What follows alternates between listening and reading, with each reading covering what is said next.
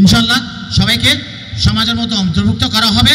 এবং আমি আবার বলছি, আপনারা স্বতঃস্ফূর্তভাবে আপনারা সবসময় কমিটির মধ্যে আসবেন, কমিটিকে সহযোগিতা করবেন, যারা নির্বাচিত হয়ে আসবেন তাদেরকে সহযোগিতা করবেন, এবং যাদেরকে নির্বাচিত করবেন আপনারা মন মতো কাকে সত্তার বানালে ভালো হবে, কাকে সাধারণ সম্পাদক বানালে ভালো হবে, এটা আপনাদের সে আমি বেশি জানি না। আমাদের কাজ হচ্ছে সুন্দর একটা ফেয়ার একটা নির্বাচন দেওয়া।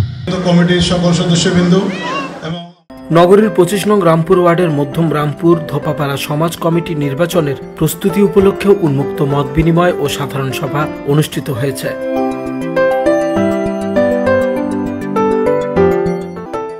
শনিবার বাদ মাগরিব ধোপাপাড়া মোড় সংলগ্ন মাঠে এই সাধারণ সভা অনুষ্ঠিত হয়।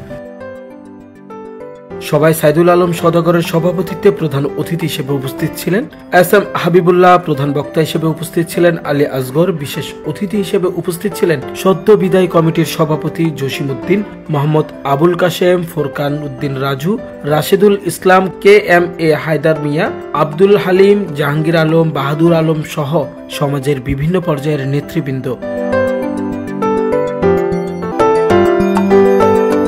আসন্ন মধ্যম রামপুর ধোপাপাড়া সমাজ কমিটির নির্বাচন সুষ্ঠু, অবাধ ও গ্রহণযোগ্য করে তুলতে সমাজের সকলের সহযোগিতা প্রয়োজন বলে মন্তব্য করেন বক্তারা।